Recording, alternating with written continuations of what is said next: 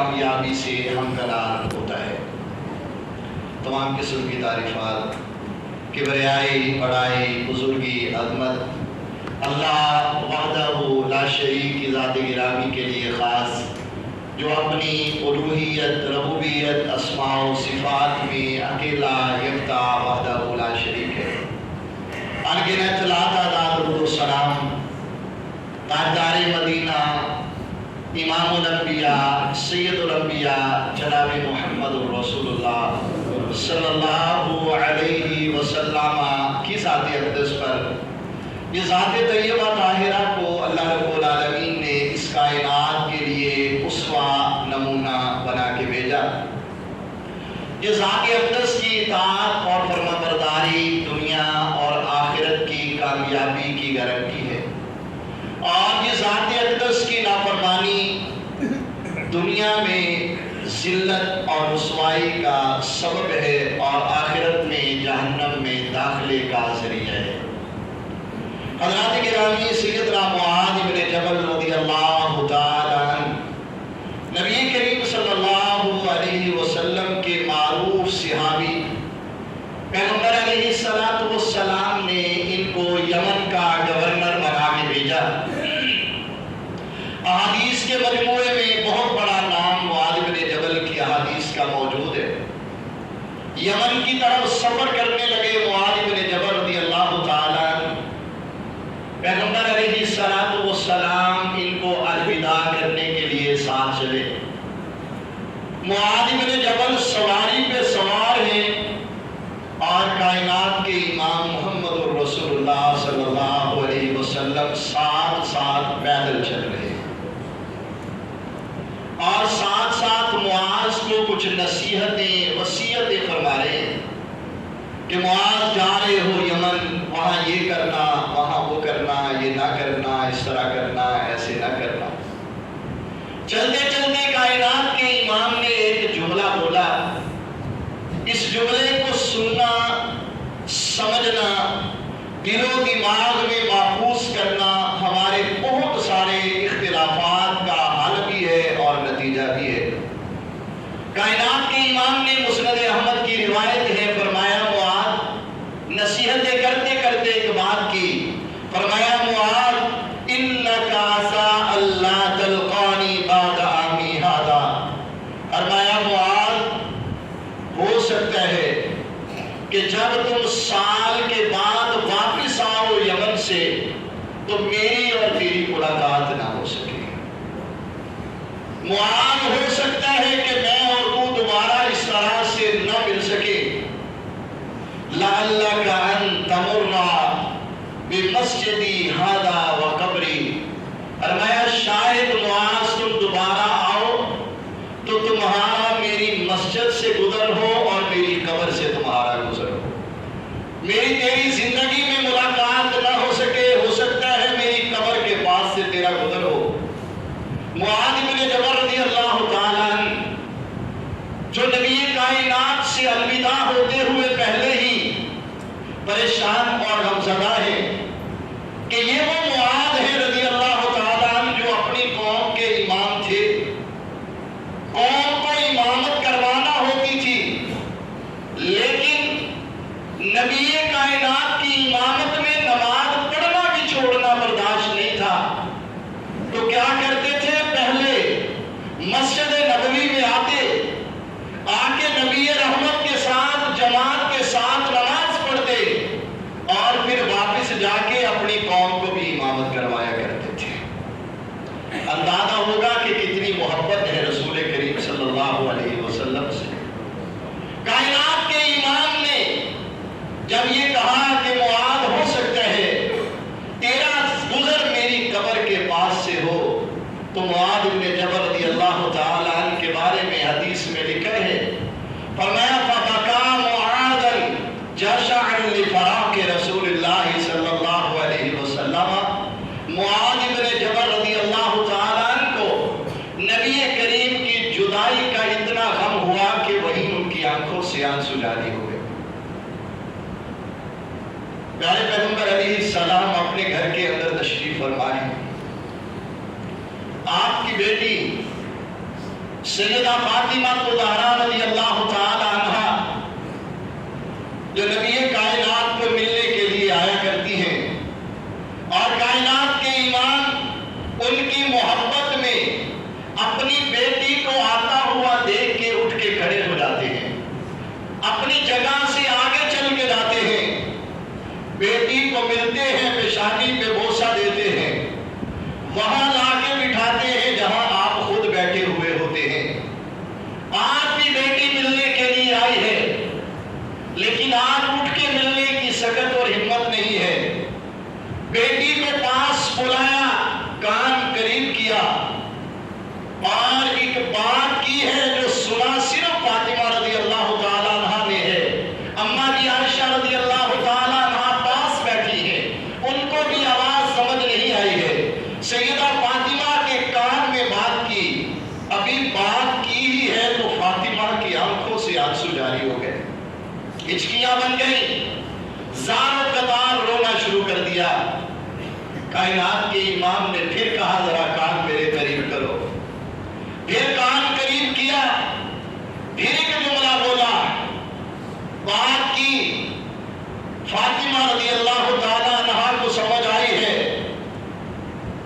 سیدہ عائشہ کو سنائی نہیں دیا۔ سیدہ فاطمہ کا رونا تھم گیا، آنسو رک گئے، چہرے پہ مسکراہٹ آ گئی۔ اماں جی عائشہ رضی اللہ تعالیٰ عنہا نے پوچھا فاطمہ کیا بات کی ہے پیغمبر نے؟ کہا راز کی بات ہے، بتاؤں گی نہیں۔ نبی کائنات دنیا سے چلے گئے۔ اماں جی ایک دن پھر پوچھتی ہے فاطمہ آخر تیری ماں کا رشتہ ہے میرا اور تیرا ماں بیٹی کا رشتہ ہے، وہ بتا دو کہ کیا کہا تھا کائنات کے امام نے؟ فرمایا ہاں آج بتا دیتی ہوں، اس لیے کہ اب وہ راز راز نہیں رہا، اب وہ راز اپنی حقیقت کا رنگ دھار چکا ہے۔ کہا جب میں نے اپنے والد کے کان کے قریب اپنا کام کیا تھا نا، میرے نبی مکرم صلی اللہ علیہ وسلم نے، میرے بابا نے کہا تھا فاطمہ ہو سکتا ہے کہ اسی بیماری سے میں دوبارہ اٹھ کے صحت مند نہ ہو سکوں، ہو سکتا ہے یہی بیماری میری موت کا بلاوا بن جائے، اسی بیماری کے اندر میں اپنے اللہ کے پاس چلا جاؤں۔ فرمایا اماں یہ میں نے سنا تھا، تو کائنات کے امام کی اپنے بابا کی جدائی کا سن کر کے مجھے اپنے پہ ضبط نہیں رہا اور میرے آنسو زاروں قطار نکلنا شروع ہو گئے۔ جب کائنات کے امام نے سنا تو نبی مکرم نے پھر پاس کیا، پھر اگلا راز ان سے شیئر کیا۔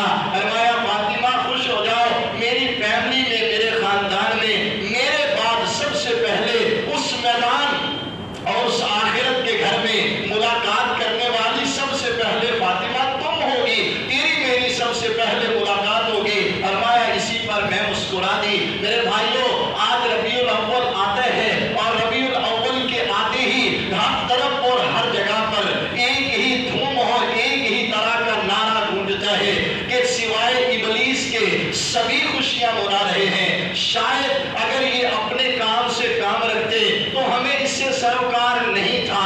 بہت سارے ایسے معاملات ہیں جن معاملات میں ہم نے کبھی گفتگو نہیں کی، تم جانو تمہارا مالک جانے، تمہارے ساتھ تمہارے رب کا معاملہ ہے، لیکن اللہ کے بندو اپنی زبان کو کھولتے ہوئے ذرا یہ تو دیکھ لیا کرو کہ تمہارے اس جملے کی زد میں کون کون آتا ہے، تمہارے اس کلمے کی زد میں کون کون آتا ہے۔ تم نے اصل میں محبت کو سمجھا ہی نہیں ہے، تم نے محبت کو صرف اور صرف نام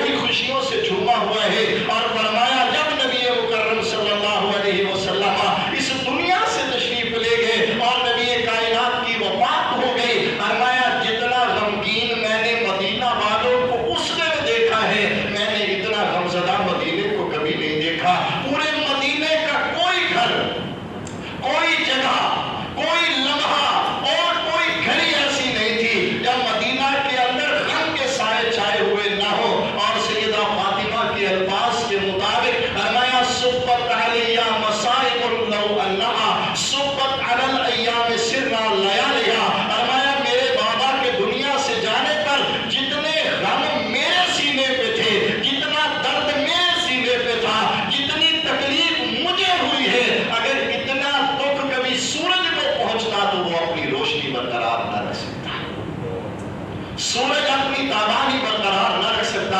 सुब्बत अलैया मसाइबुन लौ अन्नहा सुब्बत अलल अय्याम सिरना लयालिया, कहा ये रात हो जाता, ये दिन चला हुआ, ये रात में बदल जाता, अगर इसको अंदाजा होता कि मेरा गम क्या है, मेरी तकलीफ क्या है, मेरी दर्द क्या है। मेरे भाइयों, मदीना की मस्जिद है और मस्जिद नबवी में एक इमामत करवाने वाला इमामत करवा रहा है और कुरान इमामत इसने वल मुरसलात उर्फा, ये कुरान की सूरत मुबारक पढ़ना शुरू की है। नबी करीम की चची सैयदा उम्मे बदर रज़ी अल्लाह तआला अन्हा, तुमने मोहब्बत को मोहब्बत के रंग में देखा ही नहीं है, तुमने मोहब्बत को मोहब्बत के रंग में सुना ही नहीं है। सुनो, उम्मे नबी की चची है, अब्बास की बीवी है रज़ी अल्लाह तआला अन्हा, मस्जिद में इमामत करवाने वाला सूरत पढ़ रहा है। कुरान की कोई भी सूरत पढ़ी जा सकती है, ये सूरत वल मुरसलात से नमाज की इमामत करवा रहा है। अम्मा जी का गुजर होता है, आवाज कानों में सूरत वल मुरसलात की पड़ती है, तो क्या कहती है?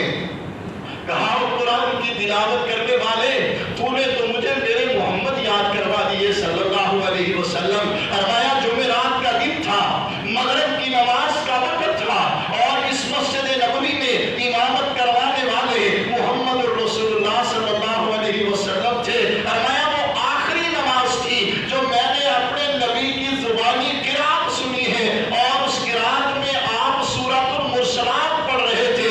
कहा आज मैंने तेरी जुबान से सूरतुल मुरसलात सुन करके मुझे वो दौर याद आ गया जब यहाँ मोहम्मद रसूलुल्लाह मुसल्ले पे खड़े थे। मोहब्बत मेरे भाइयों, अकीदत मेरे भाइयों, ये तो एक एक लम्हा इंसान को याद करवाती है, ये तो एक एक घड़ी याद करवाती है इंसान को और उसको बताती है कि उसके साथ बीते हुए लम्हात कैसे गुजरे थे। और अम्मा जी सैयदा आयशा रज़ी अल्लाह तआला अन्हा, जब पैगंबर अलैहिस्सलातु वस्सलाम की कब्र पे मट्टी डाली गई, प्यारे पैगंबर अलैहिस्सलाम को दफन कर दिया गया ना, तो सैयदना अनस रज़ी अल्लाह तआला अन्हु जो नबी के घराने में पले थे, नबी के खादिम की हैसियत से नबी के घर में जिंदगी गुजारते थे, कहते हैं मैंने 10 साल नबी कायनात के साथ गुजारे। 10 साल में न कभी आपने मुझे झिड़का, न कभी आपने मुझे डांटा, न किसी काम पे ये कहा कि क्यों नहीं किया, न किसी काम पे ये कहा कि क्यों किया है। इस तरह के 10 साल जिन्होंने नबी के घर के अंदर गुजारे, जब नबी की कब्र पे मट्टी डाल के आए तो मेरी और तेरी माँ ने एक सवाल किया था। फरमाया या अनस अताबत अनफुसकुम अन तहतु अला रसूलिल्लाह तुराब, कहा अनस तुम्हारे दिल ने बर्दाश्त कैसे कर लिया था कि जब तुम मोहम्मद रसूलुल्लाह को कब्र पे रख के ऊपर मट्टी डाल रहे थे, तुम्हारे उस वक्त हालत क्या थी, तुमने जब नबी कायनात पे मट्टी डाली है। मेरे अजीम भाइयों, पैगंबर अलैहिस्सलातु वस्सलाम के सहाबा जिन्होंने नबी कायनात के साथ जिंदगी गुजारी है, वो तो नबी की जुबान के जुमलों पे तड़प जाया करते थे, आपकी जुबान के कलिमात को सुन करके वो तो परेशान हो जाया करते थे। तिरमिज़ी में, मुस्नद अहमद में, दारमी में, हदीस की बड़ी सारी किताबों में नबी करीम का एक खुतबा मज़कूर है। इरबाद इब्न सारिया रज़ी अल्लाह तआला अन्हु इस हदीस के रावी हैं। फरमाते हैं फजर की नमाज मेरे और आपके पैगंबर जनाब मोहम्मद रसूलुल्लाह सल्लल्लाहु अलैहि वसल्लम ने मस्जिद नबवी में पढ़ाई। मस्जिद नबवी में नमाज पढ़ा के कायनात के इमाम मिंबर अक़दस पे तशरीफ ले आए, आके आपने खुतबा देना शुरू कर दिया। और इरबाद इब्न सारिया कहते हैं रज़ी अल्लाह तआला अन्हु, खुतबा ऐसा था कि ज़रफ़त मिनहल उयून वजिलत मिनहल क़ुलूब, कहा नबी कायनात खुतबा देते जा रहे थे और मजमे में शायद कोई भी ऐसा फर्द नहीं था जिसकी आंखों से आंसुओं की झड़ी न लगी हुई हो, जिसकी आंखों से आंसुओं का दरिया न बहता हो। कहा दिल सहमे हुए और डरे हुए थे, नबी कायनात की जुबान बोले जा रही थी और हमारे जिस्मों पे कपकपियां तारी थी। खौफ और डर की वजह से जो आप बताए जा रहे थे, आंखों से आंसू जारी थे। नबी का खुतबा मुकम्मिल हुआ है, नबी का खुतबा मुकम्मिल हुआ। एक आदमी उठ के कहता है, कहा अल्लाह के रसूल सल्लल्लाहु अलैहि वसल्लम इन्नहा मौइदतुन मुवद्दिन, अल्लाह के नबी लगता है आज की आपकी तकरीर से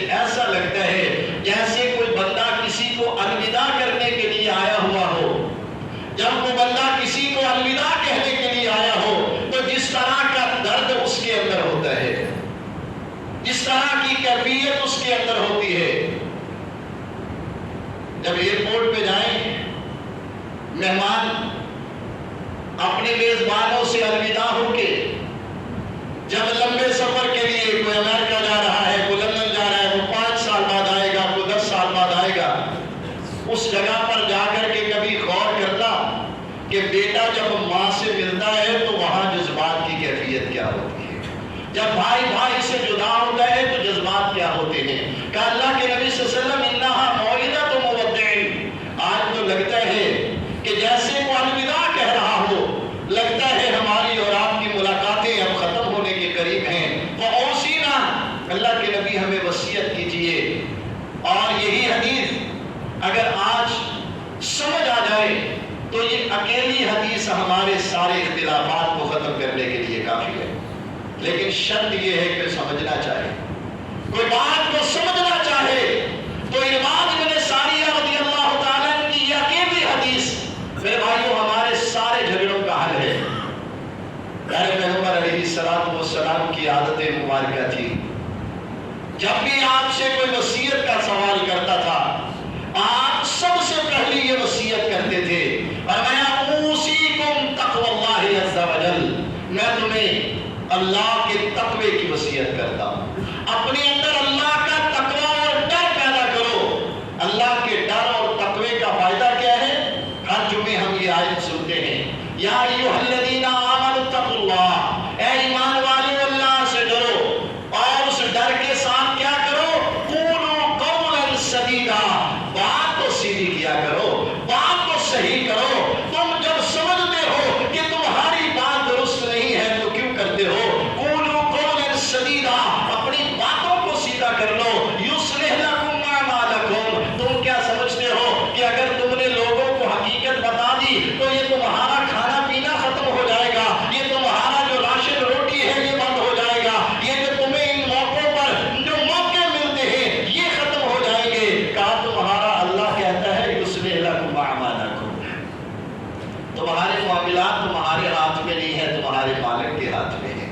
یصلح لکم اعمالکم, تمہارا رب تمہارے معاملات کو سیدھا کر دے گا. اور جب تم صحیح بات کرو گے تمہارا رب اتنا راضی ہوتا ہے, یغفر لکم ذنوبکم, تمہارے اللہ تمہارے گناہوں کو بھی معاف کر دے گا. اور آخری جملہ انتہائی قابل توجہ ہے, من یطیع اللہ ورسولہ فقد فاز فوزا عظیما, جو اللہ اور رسول کی اطاعت کرتا ہے کامیاب صرف وہ ہوتا ہے. دنیا میں کوئی کتنے بھی دعوے کرتا رہے, دنیا میں کوئی کتنے بھی حوالے دیتا رہے, دنیا میں کوئی کتنی بھی باتیں نقل کرتا رہے, کسی کی طرف اور کس کی طرف قول کو نقل کرتا رہے, جب تک وہ یہ نہیں کہے گا کہ یہ کام محمد رسول اللہ نے کیا ہے اس کی ساری تقریروں کی کوئی حیثیت نہیں ہے. جب تک وہ یہ نہیں بتائے گا کہ یہ کام کائنات کے امام نے کیا تب تک اس کی بات کے اندر کوئی وزن نہیں ہے. اللہ رب العالمین کے نبی نے کہا اوصیکم بتقوی اللہ عز وجل, میں تمہیں سب سے پہلے اللہ کے تقوی کی وصیت کرتا ہوں. اور دوسری بات آپ نے فرمایا اگر اپنے حاکم تمہارے اوپر جو بھی حاکم بن جائے اس کی سنو اطاعت کرو. اگلی بات آپ نے کی, فرمایا انہ من یعش منکم فسیری اختلافا کثیرا, فرمایا میرے صحابہ, میرے ساتھیوں, تم میں سے جس کو اللہ نے دنیا میں لمبا وقت رہنے کا موقع دیا, فسیری اختلافا کثیرا, تمہیں بہت اختلافات نظر آئیں گے, تمہیں بڑے اختلاف ملیں گے, بڑے بڑے مختلف مسائل تمہارے سامنے آئیں گے, بہت چیزوں میں تمہارا اختلاف ہوگا. اب ہم نے یہ سمجھ لیا, اسی کو لے لیتے ہیں. میلاد کا موضوع آیا, نبی نے کہا اختلاف ہوگا. ایک طبقے نے کہا اس کو منانا چاہیے. کیسے منانا چاہیے اس کی تصویریں آپ سوشل میڈیا پر ذرا دیکھتے رہیں کہ کیسے کیسے منانا چاہیے, اور اس کے منانے کے کیسے کیسے رنگ ہیں کہ دن کو بیت اللہ بنایا جاتا ہے اور اگلے دن اسی کو ٹکڑے ٹکڑے کر کے لے جایا جاتا ہے. دن کو مسجد نبوی بنائی جاتی ہے,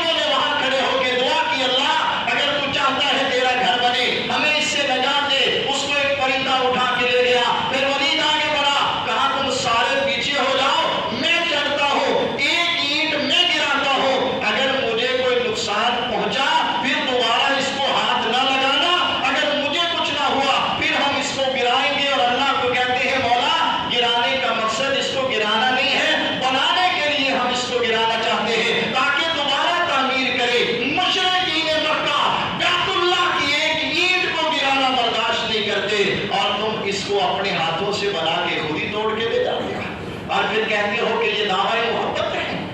تم اپنے بچوں کو نقلی اور جعلی داڑیاں لگوا کے ان کو وہاں کھڑا کر کے ڈانس کرواتے ہو اور گانے اور میوزک چلاتے ہو.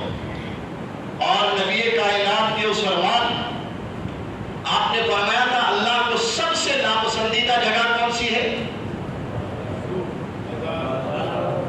تو آج کیا کہتے ہیں؟ سونا آیا کہ سج گئے گلیاں بازار.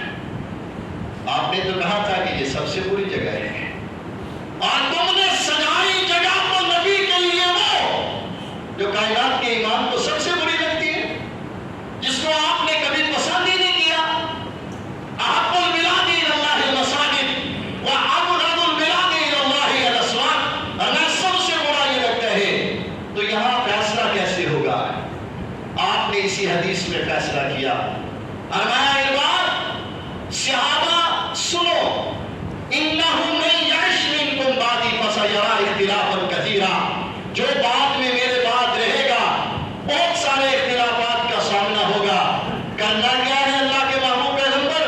فرمایا کرنا یہ ہے علیکم بسنتی. سب سے پہلے دیکھنا کہ میں محمد نے اس کے لیے کیا کیا ہے. علیکم بسنتی. سب سے پہلے یہ دیکھنا کہ 12 ربیع الاول جب مدینہ منورہ میں آیا تھا اور کائنات کے امام محمد الرسول اللہ مدینہ میں موجود تھے، مدینہ کے حاکم تھے، مدینہ کے سربراہ تھے.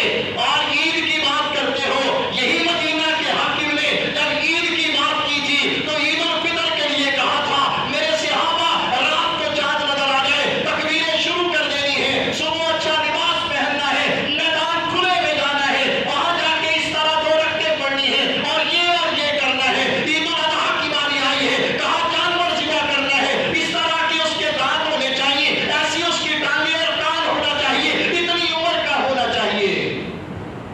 اگر 12 ربیع الاول کا میلاد بھی ہوتا تو میرے پیغمبر ضرور بتا دیتے کہ میرے صحابہ 12 ربیع الاول آ رہا ہے، اس کے لیے تیاریاں کر لو.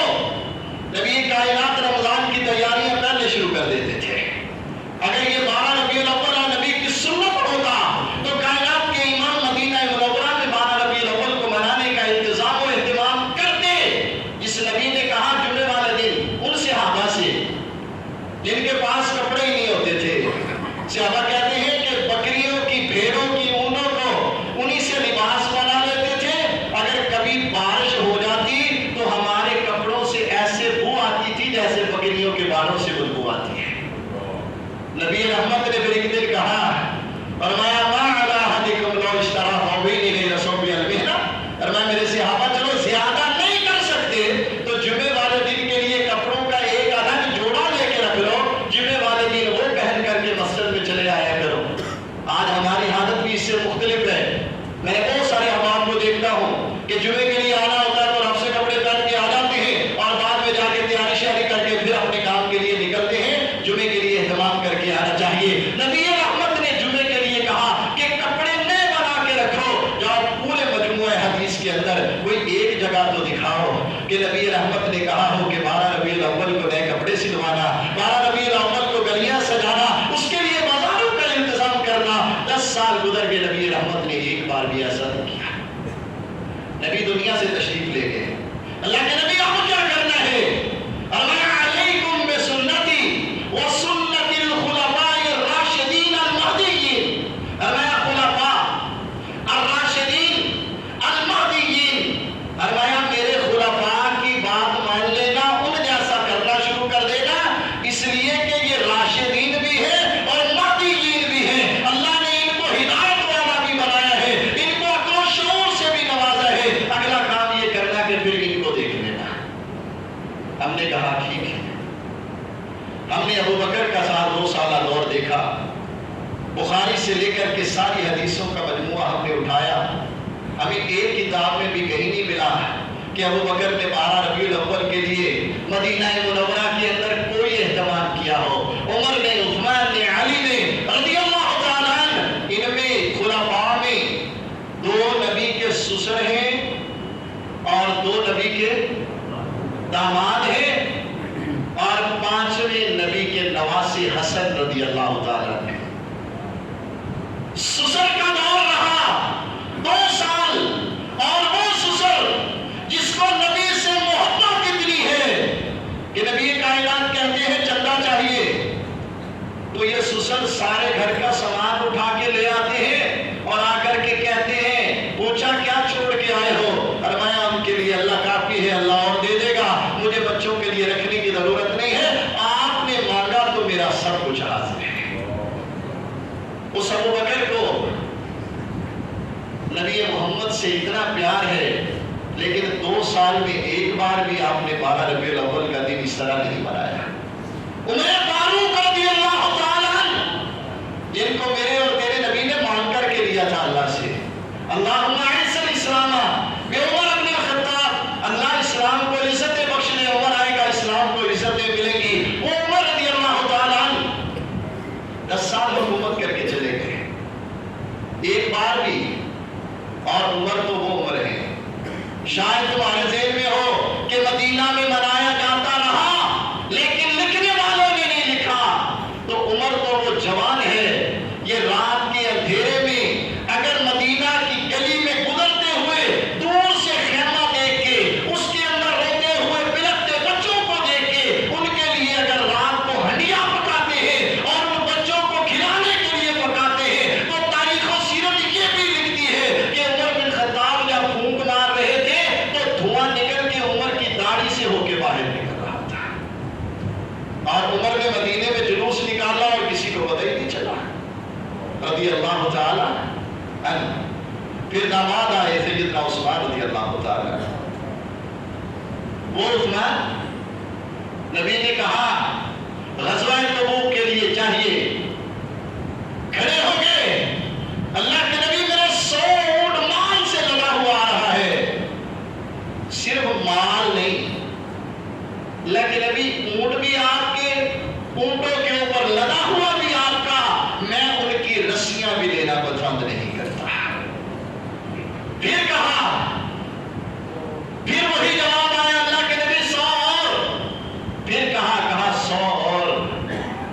کائنات کے امام نے اس طرح سے کر کے جھولی اٹھا دی، فرمایا ما ضر عثمان ما عمل بعد اليوم، عثمان تم نے آج ایسا عمل کر دیا ہے، اگر آج کے بعد کوئی عمل بھی نہ کرو جنت تمہارے نام میں لکھ دی گئی ہے۔ اس عثمان رضی اللہ تعالیٰ عنہ کا دور آیا، نبی سے اتنی محبت ہے کہ جب بلوائی آئے تھے نا حملہ کرنے کے لیے، تو لوگوں نے کہا عثمان یہاں سے نکل جاؤ، مکہ چلے جاؤ یا شام چلے جاؤ، شام میں معاویہ رضی اللہ تعالیٰ عنہ کی حکومت ہے، وہاں پر قوت ہے، طاقت ہے، فوج ہے، وہاں پر آپ کے قریب بھی کوئی نہیں پھٹک سکے گا۔ عثمان نے کیا کہا؟ فرمایا تم ایک شہادت کی بات کرتے ہو، مجھے یہ میرے گھر میں شہید کرنے میں محمد کا مدینہ چھوڑنا نہیں چاہتا۔ انہوں نے اپنے پورے دور حکومت میں ایک بار بھی نہیں منایا اس کو۔ علی رضی اللہ تعالیٰ عنہ کا، جو پلے بھی نبی کے گھر میں، رہے بھی نبی کے گھر میں، جن کو نبی نے اپنی بیٹی کا رشتہ بھی اپنے پاس سے دیا، گھر کا بندوبست بھی کر کے دیا، اور صبح شام علی کے دروازے پہ جا جا کے ان کے بچوں کو اٹھا کے ان سے محبتیں ایسی کر دی کہ لوگوں نے دیکھ کر کے کہنا شروع کر دیا کہ محمد صلی اللہ علیہ وسلم اتنا پیار تو ہم اپنے بچوں سے نہیں کرتے جتنا آپ اپنے نواسوں سے کرتے ہیں۔ حالانکہ عرب کا دستور یہ تھا کہ وہ نواسوں کو اپنا نہیں سمجھتے تھے، عرب کہتے تھے بنونا بنو ابنائنا و بناتنا بنوہن ابناء الرجال والعبائد، کہ ہمارے بیٹے وہ ہیں جو ہمارے بیٹوں کے بیٹے ہیں، جو ہماری بیٹیوں کے بیٹے ہیں وہ تو کسی اور کے نسب ہیں، وہ تو ہمارے بیٹے نہیں ہیں۔ اس کے باوجود نبی رحمت ان کو لے لے کر کے چومتے تھے۔ اقرع بن حابس نے کہہ دیا، کہا میرے 10 بیٹے ہیں، میں نے تو کبھی کسی کو نہیں چوما، آپ نواسوں کو چومتے ہیں۔ فرمایا میں کیا کروں، اللہ نے تیرے دل سے اگر رحم نکال دیا ہو، جس کے اندر رحم نہیں ہے اس پر تو اللہ بھی رحم نہیں کرتا۔ وہ علی رضی اللہ تعالیٰ اپنے 2 سالہ دور حکومت میں ایک بار بھی نہیں، اور پھر تو نواسا بھی آ گیا، حسن رضی اللہ تعالیٰ جن سے نبی کو اتنا پیار ہے کہ منبر پہ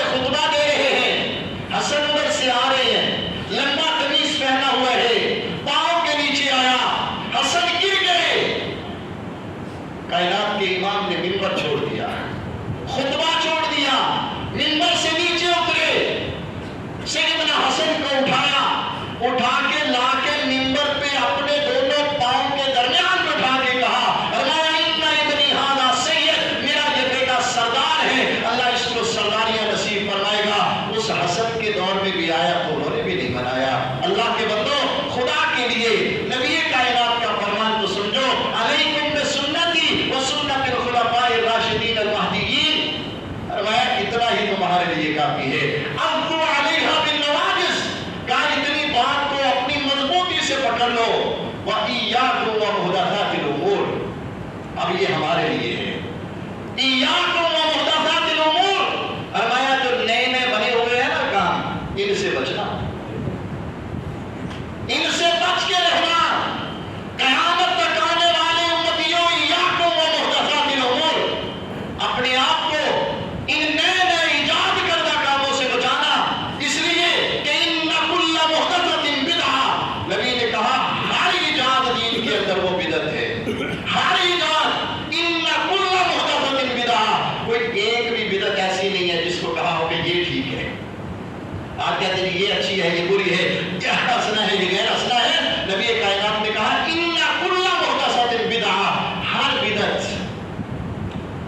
كُلَّ بِدْعَةٍ ضَلَالَةٍ، ہر بدعت کیا ہے؟ گمراہی ہے۔ اور آخری لفظ کیا ہے؟ كُلَّ ضَلَالَةٍ فِي النَّارِ، اور گمراہی کا انجام جنت نہیں جہنم ہوا کرتا ہے۔ وآخر دعوانا الحمدللہ رب العالمین۔